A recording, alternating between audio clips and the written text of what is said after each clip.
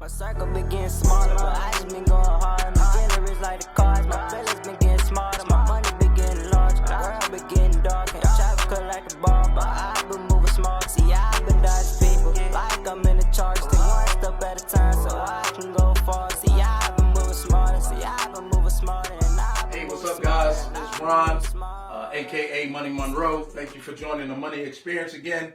We got everyday people for this episode. So blessed and honored today. We are in store, Black Icons, and without further ado, I want to introduce you to the owners. What's going on, fellas? Nice to meet you, boss. Appreciate you stopping by. Welcome to Black Icons. Tell people who you are. Amir, co-owner for the Black Icons. Yeah, this is actually my son. Okay. He's 16. He part on the brand.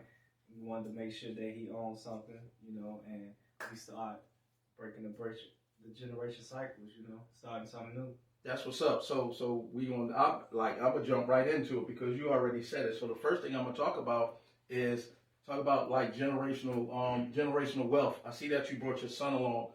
Why was that so important for you? The main reason why it's so important for me is because I didn't have a father figure. I had my uncles, I had my cousins that played their role, but a physical father figure, it wasn't there. I knew who my pops was, but he wasn't active in my life like that. I'm grandma raised. Okay. So, coming from that side, I always had the women around, my aunties and everybody, they took care of us. But I was still missing, the manly side. Right. So that was important for me to make sure he don't feel the way I felt growing up. You know what I'm saying? And basically to start something new and fresh. Rest in peace to my pops. But when my pops passed away, wasn't nothing left. So it's funny that you said that because that is such a reoccurring theme definitely in the black community. Our pops leave us, and the only thing we got left is debt. Or try to figure out how to bury him because he don't have the insurance. So I definitely know and say that building generational wealth is definitely very important for any race, but definitely for the black race. So I'm gonna jump over here, Amir. What is it like working with your pops? It's fun. Experience I ain't never experienced before. Working on your own time. With the person that's who's the boss, you know them personally. Right. They're a relative, so you don't have no bad blood or anything between. That's what's up. All right. So Tony, talk to me about Black Icons. Where it come from? Actually, Black Icons came during the pandemic. And what's crazy as how it came is I initially had a clothing brand that I have in the store. There's a few tees in the store now. On the corner tees is my brand Last. It's an acronym for Live and Stay True. So I've been having that brand for about 5-6 years now, and I actually run it with my cousin. So, but I was doing music heavy, so I didn't have time to focus on this brand. So I let him fully run it, and we just co-own the partnership of it. So during pandemic, everything slowed down. Music wasn't really going too much. We weren't able to move around and do things a lot. So I like design. I like clothes, actually. Yeah. I like dressing. I like putting on clothes. I like, feeling good. So I started doing T-shirts with powerful black figures on. Okay. So it was just something playing around the house to stall time and just make time go by. And so actually when I got into doing the T-shirts, I started putting certain captions or lines from different movies to match them. I did for example, I did a sweater with Keisha from Belly. I put on there, and then I put certain captions with it. I put what was it? Maybe number one rider or down bottom or something like that. So I started doing things like that, and then after a while, the sweaters and stuff started catching on, and I was thinking if this blow, I'm gonna start getting copyright infringement, so I gotta figure something out. You know what I'm saying? So I try to prepare myself ahead of time. So once I did that, I'm like, you know what? I'm gonna stop putting the captions because I got tired of thinking of different captions or scenes from movies. Right. I'm like, I'm gonna put black icons because all I'm using is black pictures and black moguls and people that's familiar. So after that, a while, I started putting black icons on the pictures. Then I removed the pictures. And then I just stuck with black icons. And then it started catching on. People like, man, it's just strong, just period off the words. Definitely. And then after that, I trademarked it, LLC'd it. Okay. And now we're here. Now we're here and headed. Yeah. So where we going, though? Tell me where we going with black icons. To fully be honest with you, I didn't even want a store. Okay. Like, because I like my time to be free and really like, I don't like to have a lot of people that I have to manage and work with. So I'm more of a person that I like to work individually with myself and a few of my members and my son. I'd rather give him the game before I give it to anybody else. Most definitely. You know what I'm saying? But a store wasn't in mind, but I was carrying so much merchandise and things like that, and this stuff was just sitting in the house in boxes. I'm like, I gotta put it somewhere so it can breathe, get some air, cause you know it'll tear up your garments just sitting in boxes a lot. Yep. So I ended up getting a store through the pandemic because the clothes actually picked up. A lot of the malls and stores was closed. People wasn't able to go shop, so it was a great time for me with good apparel, good garments, good quality. I was able to pump and go through the pandemic, so I started putting it in the streets and moving in like I was selling drugs. You know what I'm saying? But I'm selling clothes. Hey, the hustle is a hustle. It's going to keep you from going to jail, so that's what we want. Yeah, so, I mean, right, to get back to your question, Black Icons, now I really have a goal of doing 5 stores. Okay. The last store, I want in LA. And I want it on, like, one of them crazy streets like Rodeo Drive. Okay. And I want it to be an eyeball. Like, if all the stores is colorful, I want a whole white store with black stripes or something. All right, that's what's up. Or all black store with white trimming. That's what's up. So that's the whole goal, is to basically do it like that and build these stores in these different states. I want to do LA, Houston. I'm going to take one home to Chicago. I got Atlanta, and I want to do New York. Okay, that's what's up. So I'm gonna be following you along the way. Yeah. So every time you go to one, I'm gonna be popping up on there. So so you know, so you know, because I believe in following people. I believe in supporting people and everything like that. So I want to switch real quick. I want to talk to Amir, right? College, away from home? Nah, probably not. No? Nah. Okay. Because the thing is, I really don't want to go to college, but I'll go for the experience and to say that I actually went to college, just not high school. Okay. So what are you planning on being after high school? I want to do real estate. Like, I want to buy houses, flip houses, sell houses. Okay. What turned you on to real estate? My mother. Okay. She does real estate now, and it's quite fun. Going to see houses, selling houses, getting people on and stuff. That's what's up. So let's talk about that hidden talent you got. That, you know, what is it? I don't want to tell them. I can tell them, but I want you to tell them. My artist. Okay. I would say like a melodic artist. Okay. Like, you know, it happened one day.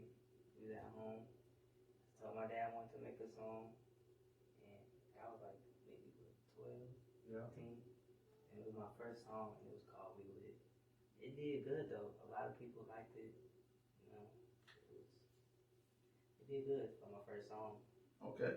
So if you had to say right now which one you prefer, not which one you prefer, which one you have more enjoyment in, houses, real estate and houses, or music? As of now, just right now. As of now, probably the music. Okay. Because, you know, it's fun, you know, going to the studio, record, play with your voice and all that, you do all types of stuff. But eventually, probably develop onto the housing. All right. Making money. All right. So just by standing here, and I want to give you a compliment because I can see things that you're instilling in your son? Like, you know, a lot of kids would be like, oh, I'm a music. It's going to be music this. It's going to be music that. But he said, hey, that's fun right now. Yeah. But when I get a little bit older, I'll know that business is going to be more important.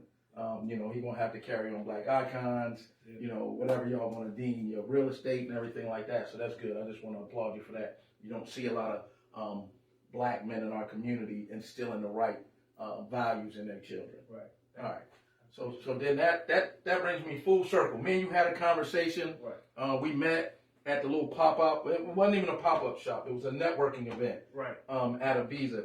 And we talked about, you know, me coming to do this and everything like that. And there was one thing you said, and it has stuck, and I've been waiting for this interview. You said, I don't talk that much unless people want to hear it. You said, I have knowledge that I can give, but if you don't want to receive it, then why should I even share it with you? Talk a little bit about that. Yeah, it's basically, like I said, like I'm really not a sociable person when it comes to talking, but when you're talking about things that I love doing or I'm active in, such as music, clothing, new ways of making money, I'm gonna open my mouth. You know what I'm saying? I'm gonna talk like crazy because it's a lot of knowledge that I learned and I research on my own that I be wanting to share with people, but you know, I only have twos and fews that I can talk to about that. Everybody else that I really talk to, conversations don't lead that way, so I really don't have nothing to talk to you about because what you speaking on, I don't want to talk about because it's not making no money, it's wasting time. I don't care what nobody else got going on. You know what I'm saying? I only care about me and mine and my family and what we got going on and how we go survive. Right. You don't need the tea. You don't need the gossip. But you just need to know how we going to make some more money. Keep it pushing. And it's not, everything is not even about the money. Like, more solely, I'm working to show my son freedom. You know what I'm saying? It's not about the money. Because when you love something and you serious in what you do, and you're going to invest your time, you're going to dedicate into what you like. Exactly. So when people see that, they invest into you. Because they're like, oh, man, homie serious. Yep. He like what he got going on, and we like it too. And he's standing on it. You know what I'm saying? Like, prime example, this is our brand. 7 days out of 7 days, we got this on. We ain't rocking Gucci, Louis.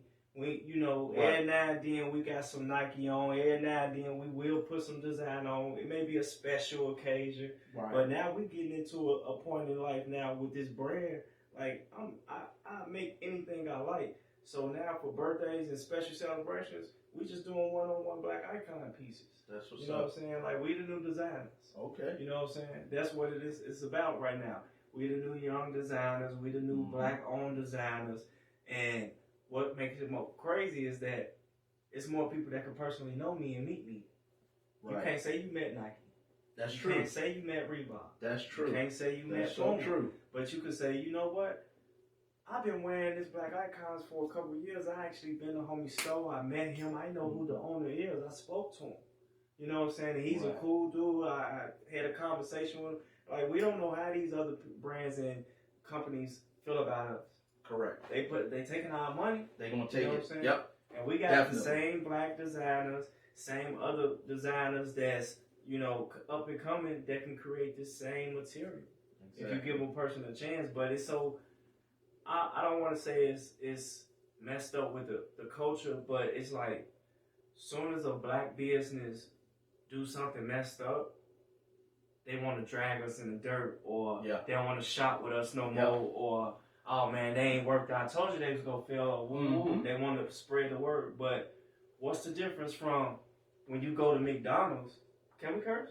Oh yeah. Can I say okay. What's the difference from when we come from McDonald's and they fuck up your order every time you go? How many times you been to McDonald's and they fuck up your order? And go right back. And you go right back. Right back. You give them 1,000 chances. But as soon as a Black-owned company or small business, you know, something messed up, and it's probably not even nothing on their end. It probably come from a manufacturer or something that they, you know, missed. Yeah, you know, they cross-examine, but they probably missed it because we're human and we have mistakes too. But they try to kill our stories.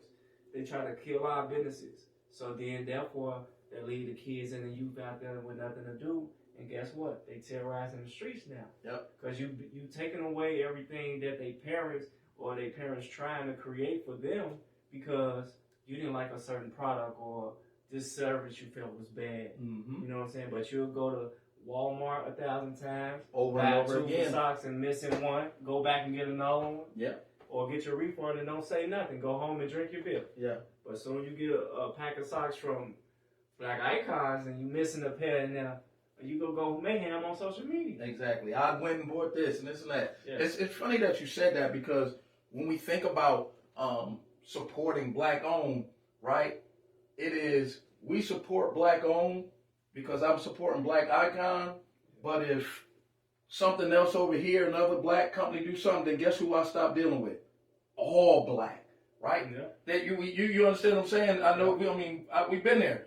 Yeah. You'll have one black company to fall off or do something wrong. Now all of a sudden nobody want to deal with black entrepreneurs. So it's definitely something that we as a community got to start supporting and say, hey, that's one time they messed up. It's like you said. You go into how many times you don't went to Walmart and the cashier was nasty. Exactly. Or Burger King or any of these places. You can go in some of them high-end stores in the mall. Now I don't know if you ever had it. I'm not all into designer and everything like that, but doesn't mean I don't have the money to buy it. Exactly. And I walked into the Versace store and they looking at me like I'm crazy.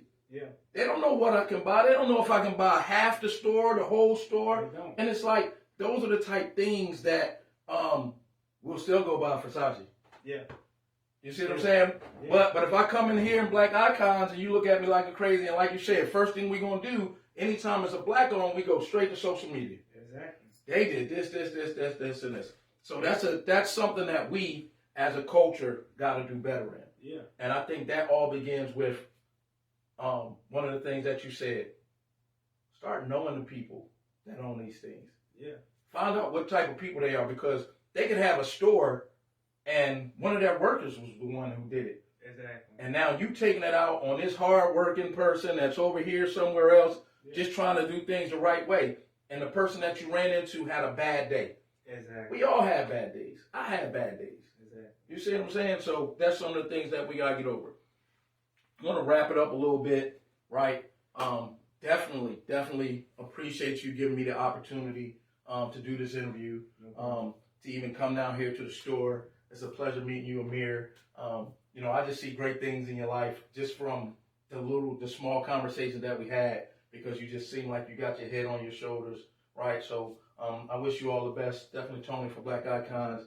Definitely wish you all the best. I'm always thinking about something. So when this camera cut off me, you're going to talk about something else. Right. So just to wrap it up, either one of you two, tell people how they can find you, where to find you. Yeah, so you can follow us on Instagram at Black Icons 83.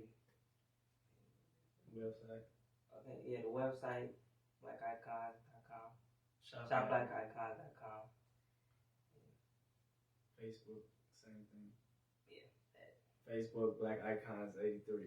And if y'all definitely want to come check out the store, y'all come check out the store. We downtown, right down the street from the BN Stadium, 141 Magnum Street, first level. And we open Tuesday to Saturday. Sunday and Mondays, appointment only. You'll find all the contact information, the emails, the site, and the phone number on the Instagram page at Black Icons 83.